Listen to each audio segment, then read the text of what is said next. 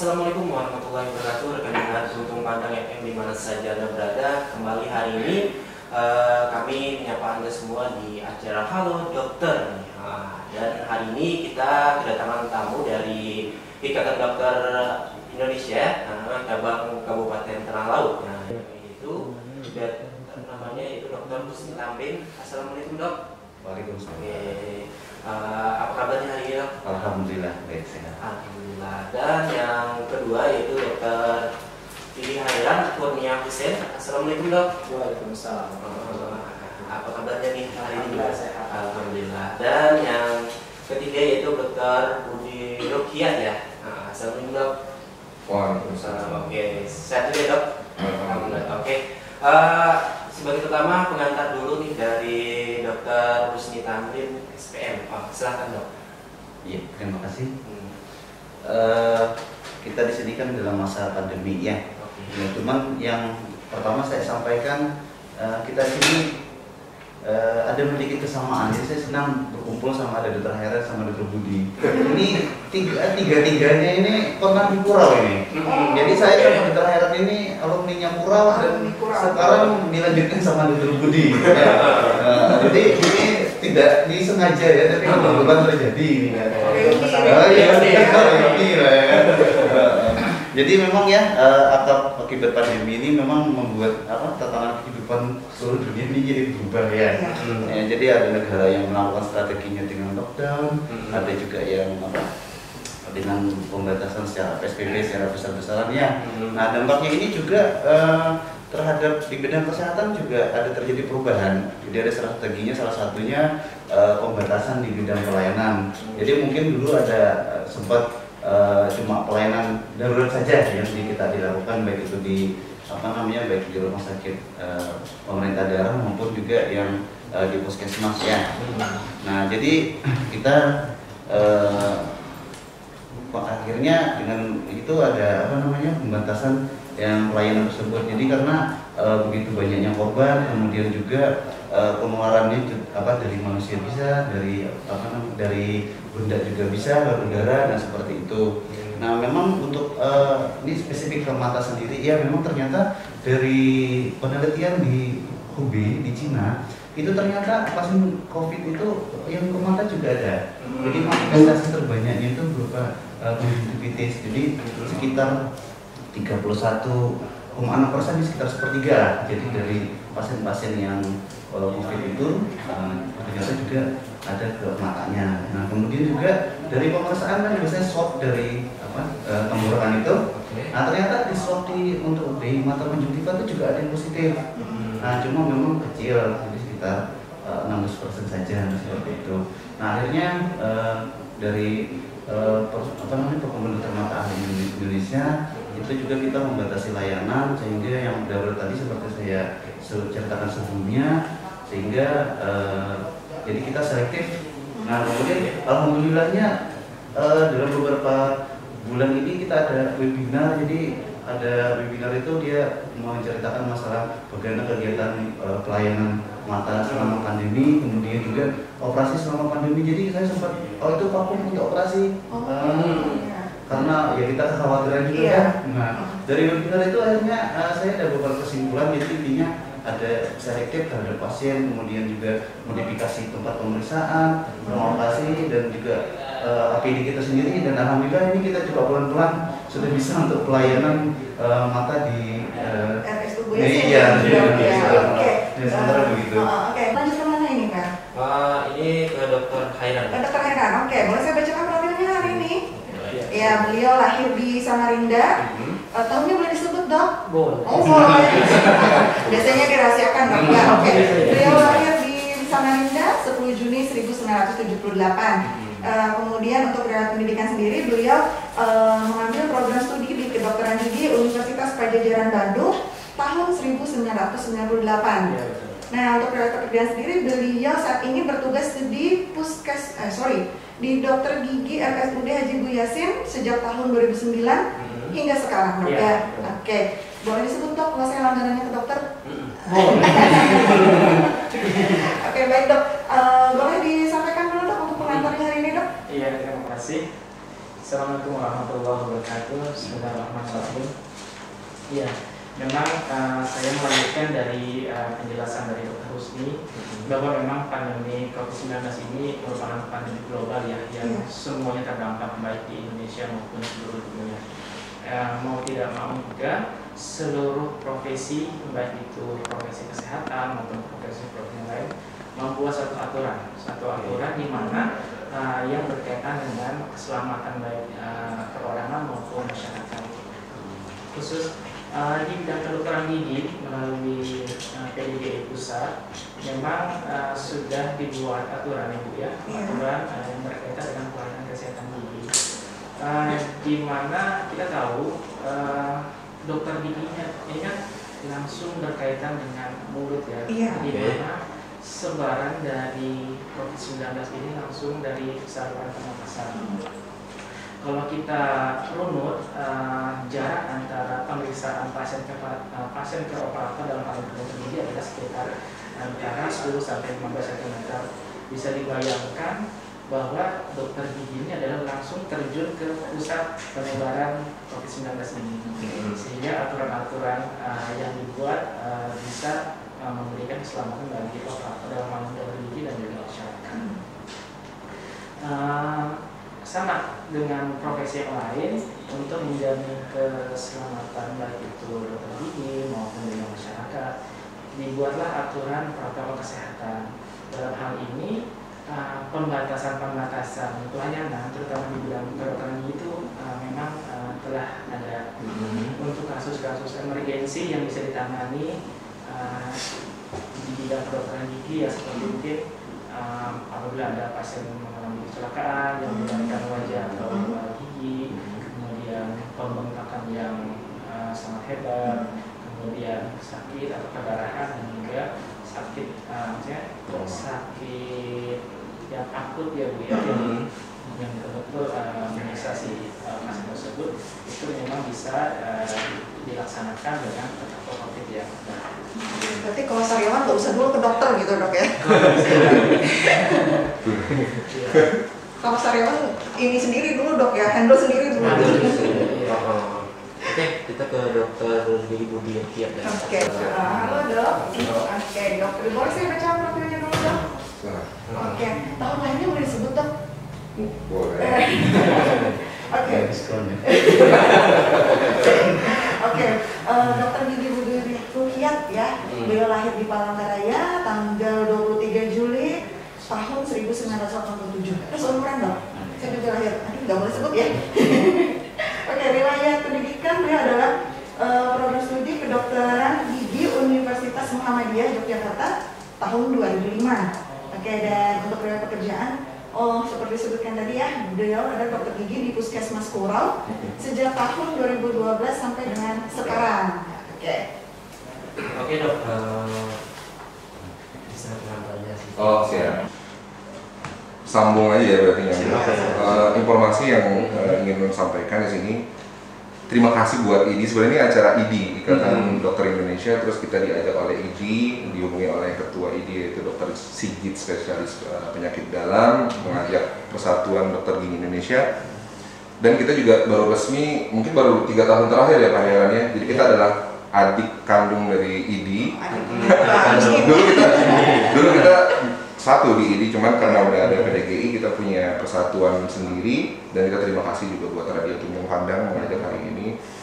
Jadi anggota kita sekarang di Tanah Laut itu baru 25 orang, jadi baru memang sedikit untuk menghandle seluruh Kabupaten Tanah Laut, dan kita ada 18 puskesmas di Kabupaten Tanah Laut, dan itu sudah tersebar di seluruh kecamatan. Jadi semua kecamatan sudah ada puskesmasnya. Cuman ada 2 puskesmas yang tidak ada untuk dokter giginya, yaitu di Puskesmas Asam-Asam dan Puskesmas Batakan, itu kosong. Jadi itu masih banyak peluang sebenarnya untuk anak-anak daerah sini yang mungkin kuliahnya mungkin selain bercita-cita jadi jurusan gitu Dok ya. Ada kesempatan gitu Dok ya. Mungkin selain bercita sebagai dokter mata, mungkin jadi dokter gigi juga. Dikit boleh. Jadi untuk menariknya tadi sebutkan, jadi kan yang tadi cuma dari bertiga ini, yang tadi kan dari Kural, tapi yang benar-benar putri asli Kural itu cuma saya. Iya. Oke. Iya, putra orang asli. Iya. Mungkin boleh lanjut sedikit. Kita juga punya 2 rumah sakit Bu Yasin yang lama dan terakhir rumah sakit yang di kita. Kita udah baru kedatangan personal juga Dokter Husni. Ada 1 sudah ada, jadi dokter giginya juga udah ada. Tinggal yang puskesmas Batakan sama yang puskesmas Asam-Asam. Oke. Untuk pelayanan selama pandemi, seperti yang Dokter Heran bilang bahwa dokter gigi ini adalah salah satu profesi kesehatan yang benar-benar terdampak karena kita berada di tingkat paling atas dan THT karena Mata juga. makanya karena seperti yang mungkin Bapak Ibu sering dengar istilah droplet mungkin ya, salah satu transmisi. Jadi transmisi dari penularan kan bisa ada 3 sebenarnya, splatter, droplet sama aerosol. Nah, yang celakanya adalah kita berada di ruangan tertutup yang full AC dengan aerosol. Mungkin kemarin sempat WHO bilang transmisi lewat udara, ini mungkin bisa diluruskan. Aerosol itu adalah yang transmisi lewat udara yang bertahan di ruang, apalagi di ruangan ber-AC itu yang lebih dari 1 jam. Makanya untuk infeksinya, tertularnya kita mungkin kemungkinan sangat-sangat infeksius. Jadi resikonya lebih tinggi ya, ketika di ruangan ber-AC. Betul, makanya kenapa sampai saat sekarang ini teman-teman di puskesmas yang 18 puskesmas dan 2 rumah sakit, Pak Heran di rumah sakit, tindakan yang masih dilakukan masih berupa tindakan gawat darurat saja, belum bisa melakukan seperti pembersihan karang gigi atau penambalan yang estetis. Saya belum, berarti saya mau treatment sekedar kan udah rutin Dok ya, belum boleh Dok? Gimana Pak Heran? Kalau misalnya di kesiapan dari dokter gigi tersebut sudah memadai, dalam artian dia kesiapan APD, kemudian kesiapan ruangan, apakah dia memiliki alat proteksi bagi ruangan itu sendiri maupun untuk pasien, dengan kasus-kasus tertentu yang menurut pertimbangan dokter itu bisa dilakukan, masih bisa dilakukan. Tapi kalau untuk tindakan yang memerlukan waktu jangka yang agak panjang, mungkin itu yang ditunda dulu. Terkait giginya Om, kapan sebaiknya harus periksa gigi di tengah pandemi COVID-19 sekarang ini? Oke. Jadi kita tadi ada kita sepakati bahwa ke dokter gigi saat emergensi. Jadi ada 4 mungkin sudah disempatkan oleh Pak Heran tadi. Saat nyeri yang tidak tertahan, yang mungkin nggak cukup dengan hanya obat aja, itu boleh ke dokter gigi. Terus mungkin karena ada perdarahan di gusi, nggak bisa berhenti, kan bingung kenapa ya, boleh ke dokter gigi. Karena mungkin sekarang orang ke rumah sakit juga takut mungkin ya. Nah, mungkin takut itu bisa. Terus mungkin giginya ada yang patah. Nah, patah dengan syarat sakit yang hebat. Lagi-lagi akut ya, kata kuncinya akut, ada sakit yang hebat, itu mungkin ke dokter gigi. Selebihnya ditunda dulu aja, seperti gigi anak kecil yang goyang mungkin, nah itu mungkin ditunda dulu aja, kayak gitu. Saya termasuk mamak galau loh. Anak saya kan masih ada ini ya, masih ada usia pertumbuhan Dok ya. Jadi nanti gigi susu Dok, benar Dok ya? Itu goyang-goyang, itu saya galau. Mamanya. Sebenarnya kalau ditunda pun akan lepas sendiri sih Bu. Oh begitu. Oke, hemat uang ke dokter ya. Oke, mungkin kita beralih dulu ke Dokter Husni Tamrin. Maaf Dok, saya belum sempat dibacain profilnya. Boleh ya saya baca sekarang? Dok, tahun lahir boleh disebut Dok? Boleh. Oke, baik ya. Asli Puro masalahnya. Dokter Husni Tamrin SPM, spesialis mata Dok ya. Oke, tanggal lahir, dia lahir di Kurau 16 Agustus 1979. Sebentar lagi mau birthday ya. Oke, beliau untuk riwayat pendidikannya, beliau adalah spesialis mata dari Universitas Brawijaya. Kemudian beliau adalah dokter di Puskesmas Kurau pada tahun 2005 hingga 2008. Kemudian dokter di Puskesmas Takisu dari 2008 hingga 2009. Dan dokter spesialis mata di Rumah Sakit Haji Bu Yasin sejak tahun 2014 hingga sekarang. Iya. Oke dok, bagi tips dong untuk kesehatan mata selama masa pandemi ini dok. Jadi tadi kan seperti saya ceritakan sebelumnya, memang untuk kejadian kasus untuk COVID ke mata itu memang ada, tapi jarang. Iya. Nah, jadi selama pandemi ini pun untuk di rumah sakit, baik yang pasien yang sudah terkonfirm positif itu nggak ada yang dilaporkan ke dokter mata yang mengalami akibat COVID itu sendiri. Oke. Jadi tidak ada kasus, saya bilang seperti itu. Alhamdulillah nggak ada untuk yang di tanah laut. Cuman yang kemarin yang tadi seperti yang sebelumnya kan kita ada pembatasan. Tadi seperti gigi kan masih ada pembatasan karena memang seperti saya cerita tadi. Jadi seperti disampaikan Dr. Khairan tadi, kita juga nggak bisa jaga jarak dalam jarak 1 meter, tidak mungkin kan. Apalagi kalau kita pemeriksaan mata, untuk pemeriksaan fungsi saraf mata itu mungkin nggak nyampe 5 cm, jadi hampir bersentuhan dengan pasien itu sendiri. Dan iya dekat banget, biasanya kan mata sama mata gitu ya. Nah, jadi risiko yang secara langsung itu riskan sekali. Ya, begitu juga dengan teknik untuk tindakan operasi juga ada aerosolisasi tadi. Jadi ya memang untungnya tadi seperti saya sebutkan sebelumnya, setelah ada webinar itu masing-masing beberapa sentra pendidikan maupun ada beberapa tempat itu bagaimana memodifikasi sehingga memodifikasi ruang operasi, kemudian modifikasi jadi sampai kita kasih pelindung akrilik, mungkin dilihat kita ya di meja konsultasi, mungkin jangan heran seperti kayak di bank itu ada dikasih pelindungan dinamika di antara itu, nah supaya dalam rangka untuk pelayanan ke pasien bisa kita jalankan kembali. Nah, jadi akhirnya dalam 2 bulan ini kita coba juga lagi untuk memulai untuk operasi kembali seperti itu. Oke, jadi pelayanan tetap jalan, protokol tetap berjalan. Iya. Oke, baik. Begini lagi dok. Kemudian untuk kesehatan mata sendiri nih dok, sering kan terasa nyeri begitu ya di mata, entah karena kelamaan baca atau menatap layar komputer terlalu lama. Itu adakah dok tips dan triknya supaya mata tidak cepat lelah? Terima kasih. Jadi begini, yang perlu diperhatikan dulu kan pertama, apakah memang ada gangguan di refraksinya atau tidak. Maksudnya seperti kayak minus atau plusnya ada apa adanya ya. Kalau itu ada ya dikoreksi dulu, artinya kalau sudah ada gangguan sih terus dipaksakan, otomatis kan matanya juga cepat lelah. Yang kedua juga kondisi ruangan yang gelap sama yang terang ya lebih baik ruangan yang terang biar penglihatan kita lebih lebih jelas kan seperti itu. Yang kedua memang pada saat kita melihat jarak dekat itu kan kita fokusnya kan memang ke situ, jadi di intinya jangan terlalu lama sekali. Misalnya dia perlu istirahat ya. Jadi misalkan kita 2 jam baca, ada perlu istirahatnya yang mungkin sekitar 15 menitan untuk melihat jarak jauh. Jadi sama seperti saya ibaratkan itu, kalau saya menjelaskan sama seperti kita kayak angkat tangan. Angkat tangan lama nanti juga akan capek kan.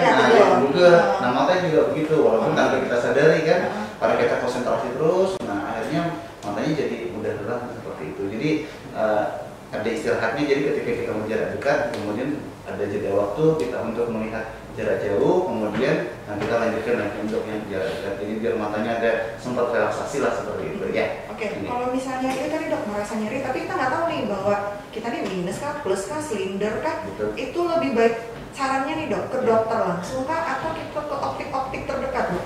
Kalau teman-teman kita lihat dulu ya permasalahannya seperti apa tadi, jadi diperiksa dulu. Kalau memang ternyata nanti setelah ada diperiksa memang ada gangguan refraksi, ya nanti untuk pembuatan kacamatanya juga dioptik nantinya. Berarti tetap awalnya harus ke dokter dulu ya? Iya, kan kita periksa dulu masalahnya apa. Artinya bisa jadi kan nyeri itu kan bisa jadi oleh karena karena gangguan di refraksi atau kacamata tadi, bisa juga oleh karena yang lain kan. Artinya dalam ini misalnya karena ada sakit glaukoma itu juga menimbulkan nyeri di mata, seperti itu salah satunya. Berarti nggak usah sotoy-sotoy yang langsung ke optik gitu dok ya?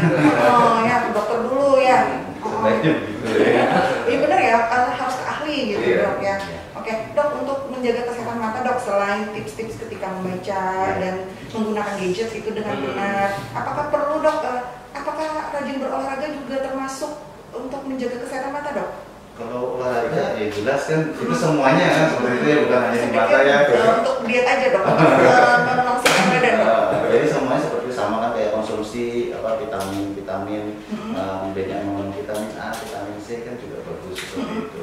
Jadi sama aja artinya untuk masa pandemi ini dengan konsumsi vitamin itu juga salah satu perlindungan diri kita kan untuk menghindari, karena ini kan sifatnya kan virus ya yang menyerang sistem kekebalan tubuh ya. Jadi kalau daya tahan tubuh kita bagus, ya insya Allah dengan kita menjalankan protokol kesehatan paling tidak ya terpaparnya tidak lebih tahan lah terhadap virus itu sendiri. Oke, baik.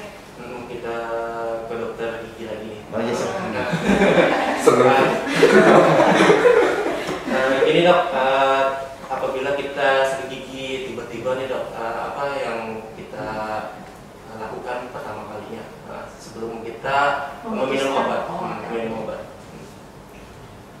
Silakan ya dokter.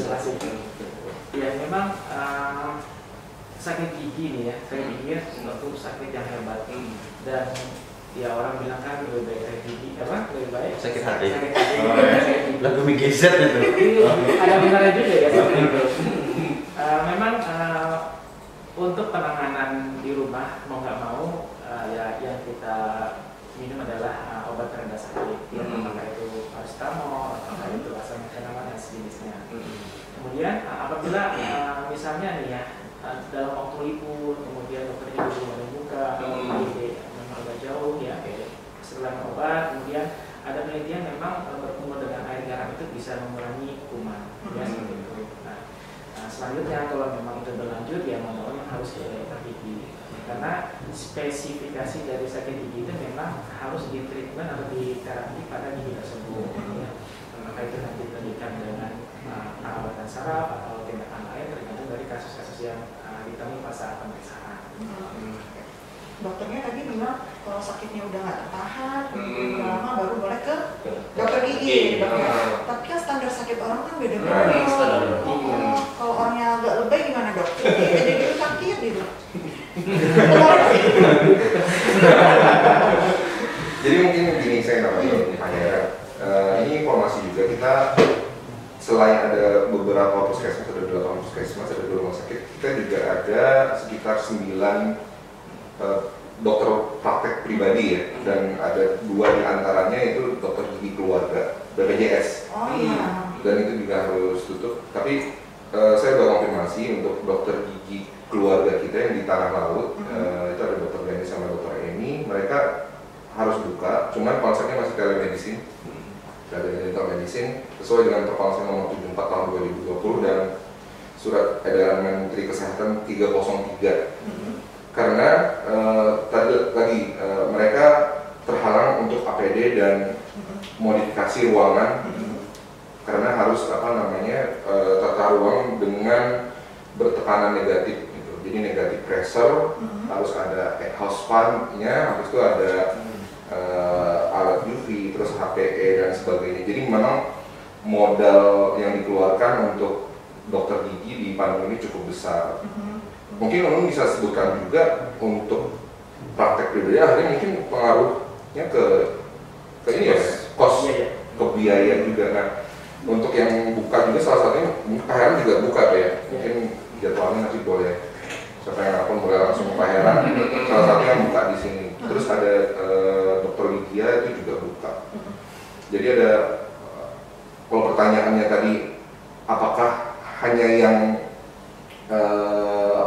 emergensi saja, tapi kalau untuk yang dokter-dokter praktek yang pribadi, dia mungkin sudah melayani karena mungkin sudah dengan alat-alat yang sudah standar. Iya, sesuai protokol. Iya, sesuai protokol yang sudah di. Oke dok, boleh dijelaskan, kan saya tadi dengar telemedicine dok. Oke, apa dok? Mungkin masyarakat karena kita masih ada yang belum familiar dok dengan istilah itu dok. Oke, ini hubungannya dengan dokter keluarga ya, karena saya juga dokter keluarga, cuma bukan di sini. Telemedicine itu komunikasi atau cara mendiagnosa melalui sekarang bisa by phone atau misalnya video call. Jadi kita tidak ketemu langsung dengan si pasien.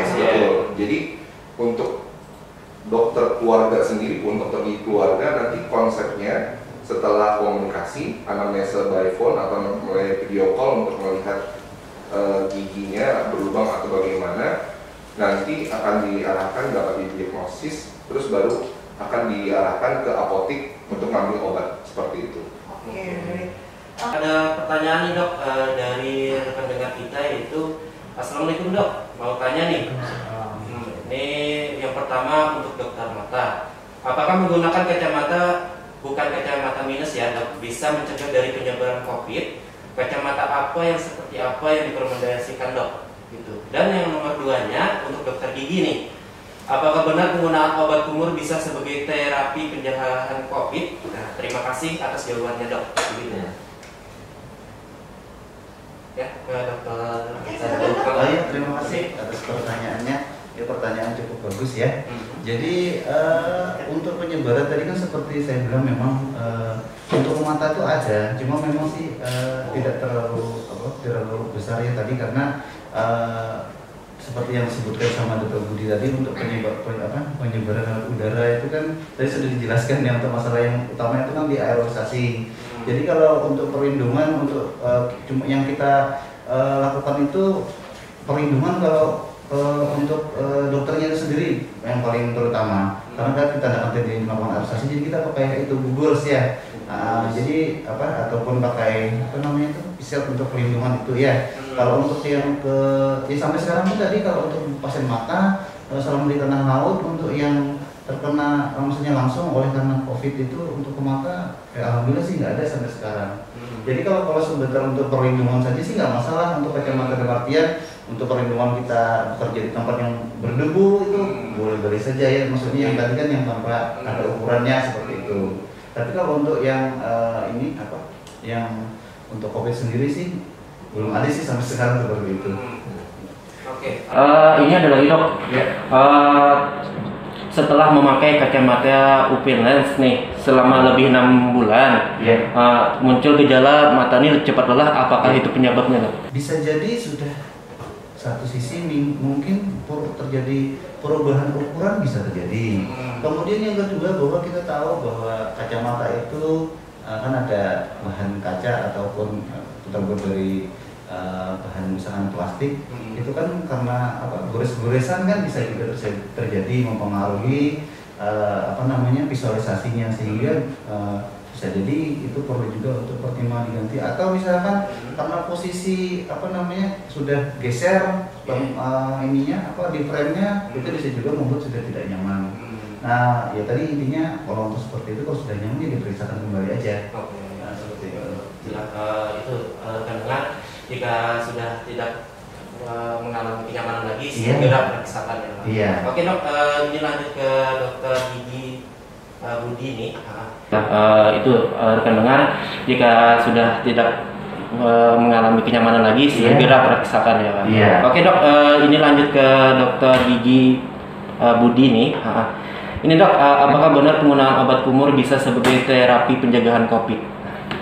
Kalau secara jangka panjang itu sekali lagi kalau virus COVID-19 kita sepakat bahwa penularannya itu adalah ketika kita megang dari yang droplet tadi atau splatter tadi atau aerosol terus ke muka atau ke mata, dan itu dia akan menular. Sedangkan untuk penggunaan kumur sendiri tidak ada jurnal ini ya Pak ya?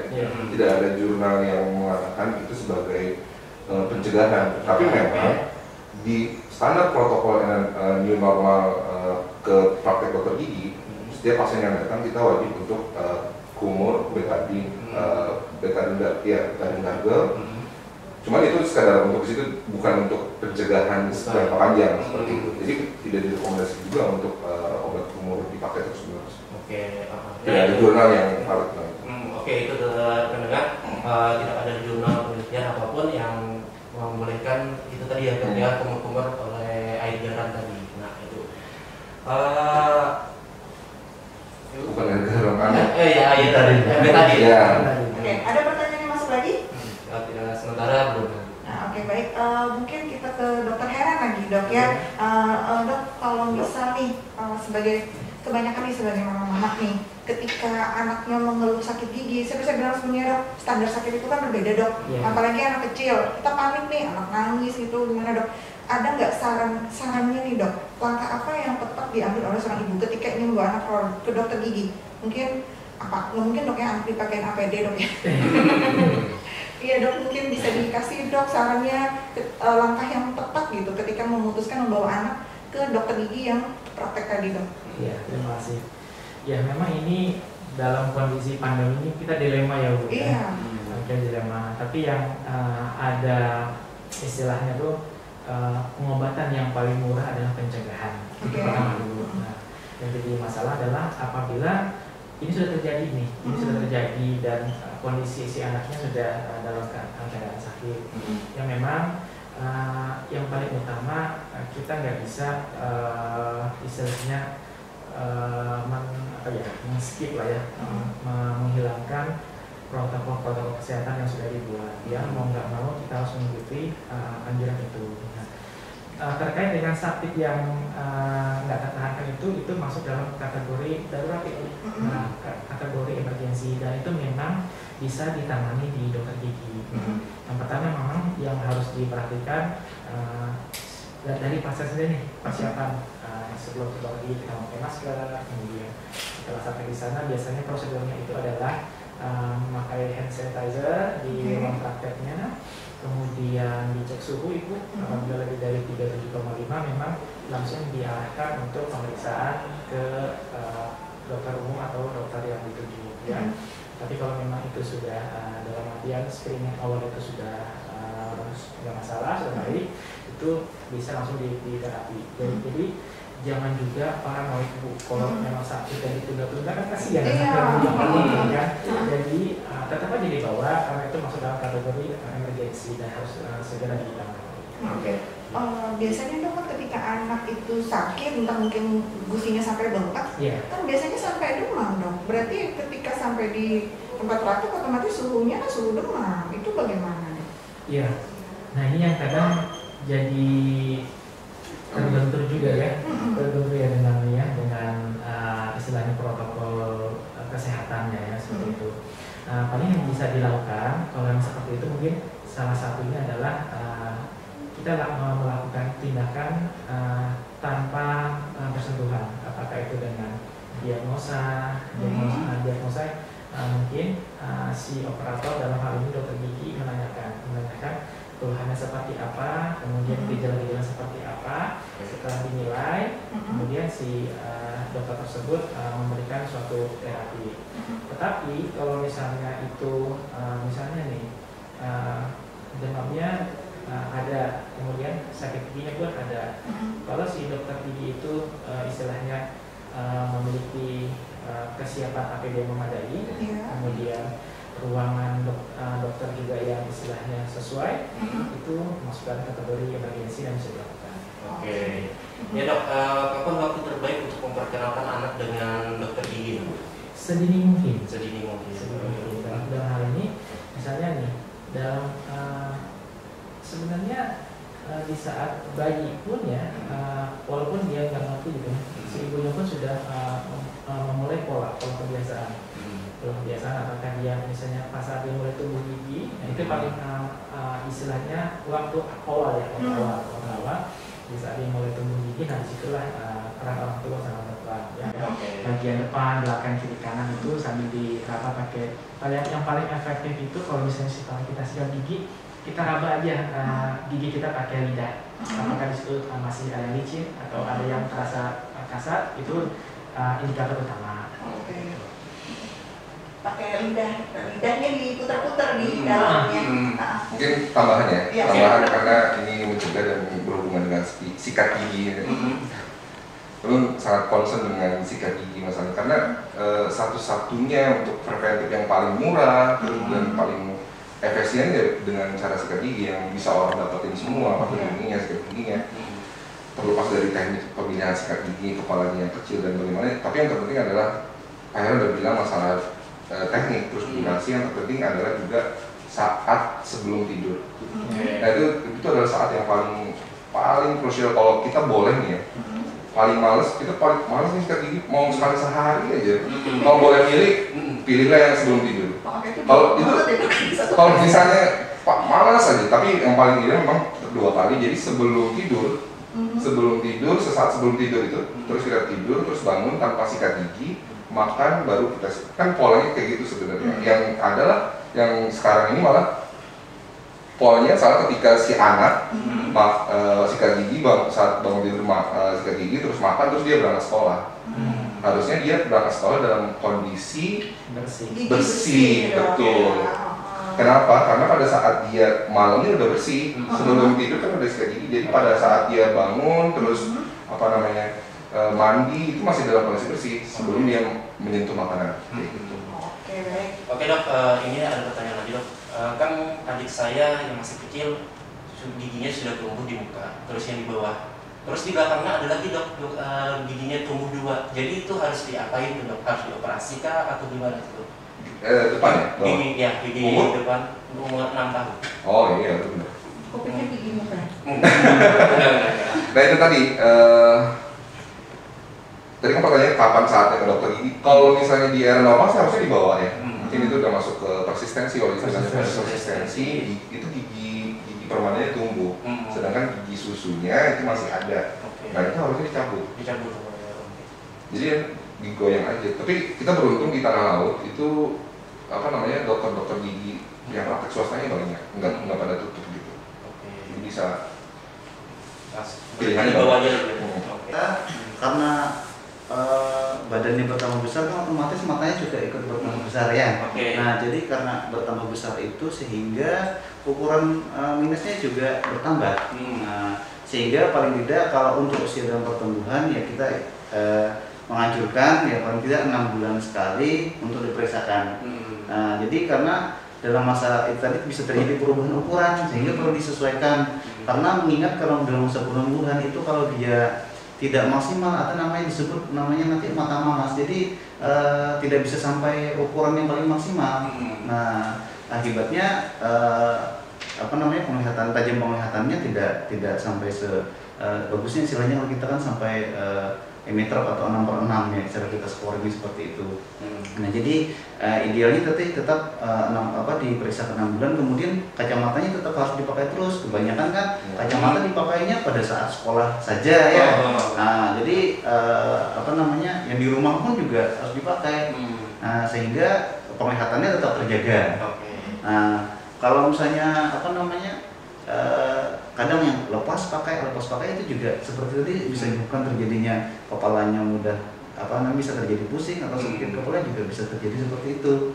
Jadi idealnya ya tetap dipakai terus kecuali mandi, tidur ya, atau olahraga yang berat ya. Cuman kadang-kadang pun kalau misalnya dia atlet gitu pun kadang-kadang juga ada kacamata khusus yang dipakai. Mungkin dulu kalau kita pernah lihat pemain bola gitu ya, yang pakai kacamata ya, jadi dia ada gangguan tetap dia memakai seperti itu. Jadi idealnya tadi tetap harus dipakai terus menerus supaya satu sisi tadi mengurangi keluhan keluhan pada matanya maupun sampai ke kepala. Satu sisi juga untuk menjaga penglihatannya tetap bagus seperti itu. Nah nanti kan biasanya dia kalau sudah usia dewasa 20 tahunan itu pertumbuhannya sih tidak terlalu seprogresif pada waktu dia masih dalam usia pertumbuhan. Untuk mata minus sendiri dok, minus atau silinder itu ada kemungkinan untuk sembuh nggak dok? Kalau maksudnya sembuh dalam artian bebas kacamata ya? Iya. Jadi memang untuk itu sekarang tuh ada operasi ya untuk bebas. Jadi ada operasi baik itu klasik yang terkenal ya atau ada sekarang relax smile itu. Jadi intinya dilakukan operasi pada kornea matanya. Nah itu kalau misalkan dia masih dalam batas maksudnya dari ketebalan kornea itu masih cukup untuk dilakukan koreksinya itu masih bisa kemungkinan untuk lepas kacamata nantinya. Apakah itu hasilnya kan permanen nanti dok? Insya Allah permanen. Kali aja nanti setelah 2 tahun operasi nanti mungkin ada balik lagi begitu dok? Kalau tadi saya bilang kalau memang dia masih dalam usia, makanya dianjurkan kan usia dewasa. Nah kalau misalnya dalam masa masih anak-anak kan tadi masih bertumbuh masih bisa terjadi perubahan. Tapi kalau sudah dewasa ya kemungkinan besar pun ada perubahan itu tidak terlalu banyak lah. Maksudnya begini, dulu misalkan yang -5 ya, tapi dioperasi misalkan bebas kacamata, 2 tahun lagi misalkan jadi -2 kan gitu. Nah, kemungkinan besar tidak seperti itu. Dan untuk operasinya sendiri apakah itu akan aman dok atau akan menimbulkan komplikasi terhadap yang lain dok? Kalau untuk mata sendiri sih kalau tindakan operasinya selama masih dalam penjagaannya insya Allah masih bagus saja, nggak ada ininya, nggak ada kemudian menimbulkan resiko atau tertentu gitu ya. banyak lah seperti itu. Ada yang bilang, di awal juga dokter bilang resiko paling tinggi itu di profesi dokter gigi karena menular melalui droplet begitu dok ya. Nah kemudian tadi juga disebutkan bahwa sekarang ini kalau sebaiknya di tempat prakteknya juga sudah memiliki tekanan negatif dok ya. Nah jadi sebaiknya kami ini dok yang ingin ke dokter gigi bagaimana meyakinkan kami gitu loh bahwa sekarang tuh udah aman gitu loh kalau ke dokter gigi gitu loh. Sepanjang sebelum ditemukannya vaksin, nah kan tidak akan aman kita, maksudnya full kita 100% aman. Yang pertama tuh yang bisa kita lakukan sekarang adalah ya menjaga stamina kita masing-masing, menjaga daya tahan kita masing-masing. Nah mungkin yang jadi pertanyaan adalah kalau itu sudah terjadi nih dan kalau sudah sakit, kita yakin mau ke dokter gigi aman atau enggak seperti itu. Memang di surat edaran dari PDGI di nomor 2776/2020 memang per Juli ya Pak Budi ya? Per Juli memang dokter gigi sudah mulai boleh membuka praktek dengan syarat-syarat tertentu. Salah satunya adalah dokter gigi harus memiliki APD yang lengkap, mulai dari level 1, level 2, level 3 tergantung dari tindakan yang dikerjakan. Kemudian modifikasi ruangan dokter gigi. Salah satunya adalah dokter gigi itu harus memiliki alat vakum. Vakum itu adalah alat untuk menyedot hasil dari aerosol tadi Bu. Aerosol itu adalah uap yang dihasilkan dari tindakan medis. Contohnya kalau di kedokteran gigi adalah misalnya saat kita mengebor, kita kan pasti akan mengeluarkan suatu uap tuh. Nah, dan uap itu akan langsung terserap ke alat tersebut. Sehingga meminimalisir penyebaran dari kuman atau virus yang ada di ruang tersebut. Kemudian yang kedua, ruangan tersebut harus memiliki UV ultraviolet untuk mengamankan kuman. Kemudian selain dari itu ya untuk hand sanitizer dan spray ruangan itu juga salah satu mendukung untuk mengurangi penyebaran dari COVID-19 ini.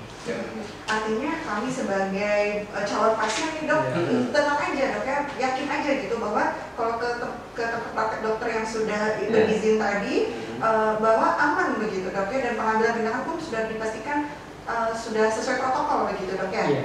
Selain dari kita membuat rasa aman ke pasien, yang kedua memang tidak semua tindakan dan keinginan pasien itu bisa kita kerjakan. Contoh misalnya yang biasa di era biasa itu biasanya tindakan dok saya pengen ini dok.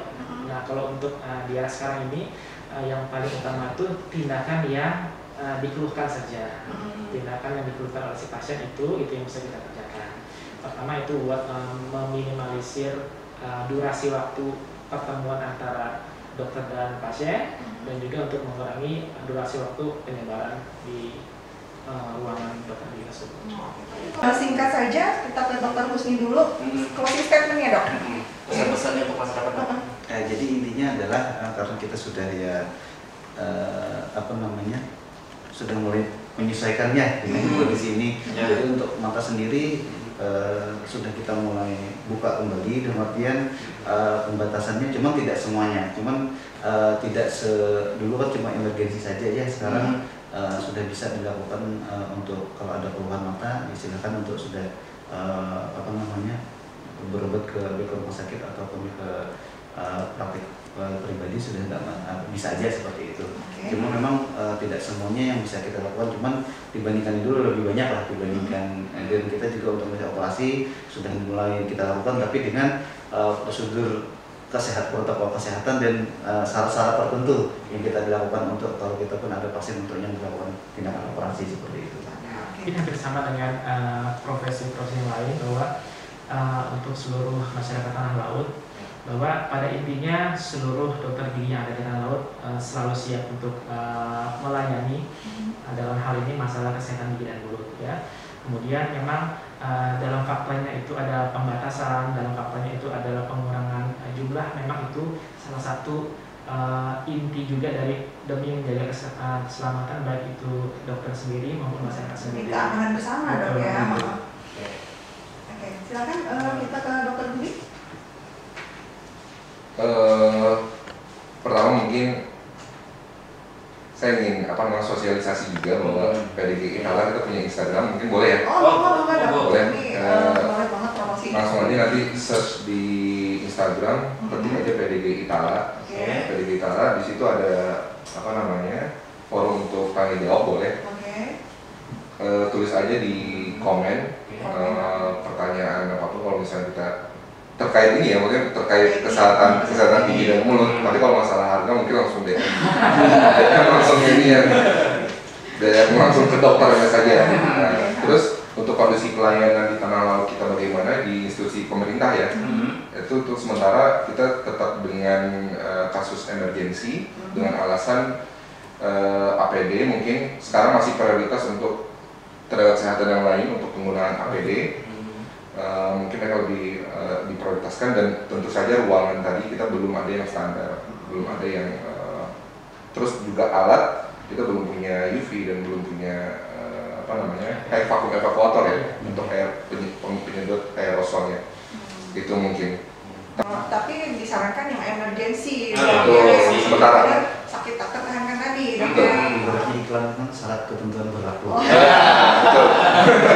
Baik, rekan-rekan yang berada luar biasa hari ini topik pembahasan kita tentang kesehatan mata, gigi dan mulut selama masa pandemi, dan itu tadi sudah disampaikan bahwa pelayanan tetap jalan, Dok ya. Dan untuk Anda yang telah bergabung, kami ucapkan terima kasih atas perhatian Anda, dan saya juga mengucapkan terima kasih atas kehadiran narasumber yang luar biasa hari ini di studio.